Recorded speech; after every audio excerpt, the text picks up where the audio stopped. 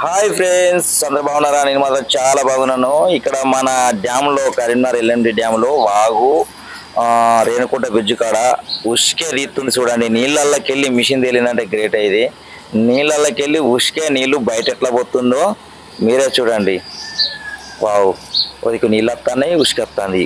ఉష్క గుంస్తుంది అక్కడ. JCB coupling ఎత్తి లారీలో పోతుంది ఉష్కే. మొత్తం ఉష్క ఎట్లా మరుతుంది, నీళ్ళు పోసినట్టే పోతుంది. అక్కడ జల్లెడకి వెళ్ళి పోతుంటే ఉష్క పడుతుంది, ఇటు అటు నీళ్ళు పోతుంది. నీళ్ళు మళ్ళీ డ్యామ్లోకి పోతున్నాయి.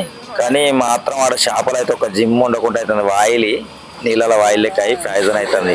అది మొత్తం గెలుపుడ పడుతుంది, మురికిళ్ళు అవుతాయి. అటు చేపలు అయితే అటు మొత్తం పడుతుంది. ఇక ఎంత మందికి వెళ్ళి తీస్తాను అంత మందికి వెళ్ళి మాత్రం వాళ్ళు లేనెత్తలేరు. ఎందుకంటే అది మొత్తం ఉష్క ఎంత మందికి వెళ్ళినా అంత మంది ఎక్కుకొని వస్తుంది. ఈడ మాత్రం బయట పోతుంది. ఎలా పోతుందో చూడండి. ఇది ఘోరం. ఇది మొత్తం నీళ్ళకి ఉష్క తీసేదంటే ఇదే ఫస్ట్ నేను చూడడం.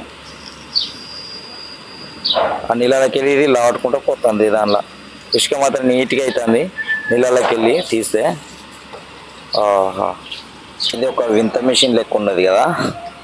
ఇది తీయడం అంటే ఘోరం. నీళ్ళకి వెళ్ళి పై పోతూనే ఉన్నది. అది మొత్తం ఎట్లా మన పందికొక్కు తోడుకుంటా లోపలికి పోతూనే ఉన్నది. తోడుకుంటూ వెళ్తుంది. అది మొత్తం ఎట్లా తోడుతుంది. మొత్తం నీళ్లు కూడా ఉష్కతో పడుతుంది మొత్తం.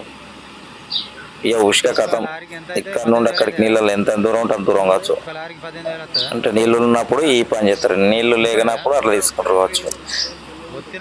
కానీ ఎట్లా ఇంత తోడు పోతుంది, బ్రహ్మాండంగా పోతుంది. లారీ దింపుతూనే ఉన్నారు, అది పోతూనే ఉన్నది. బుయ్య ఇక్కడ చాలా మంది తెలియని వాళ్ళు చాలా మంది వచ్చి చూస్తారు. ఇది మాత్రం ఇటు వాగులో మస్తు చేపలు పడేది. ఇక చేపలు పడకుంటాయి మొత్తం లోపల. అది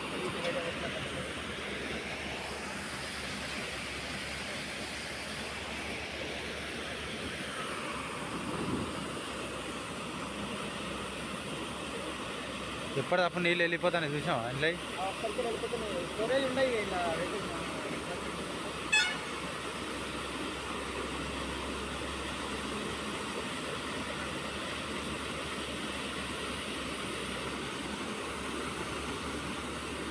అది ఇసుక తోడిన చూసా తెల్లగా.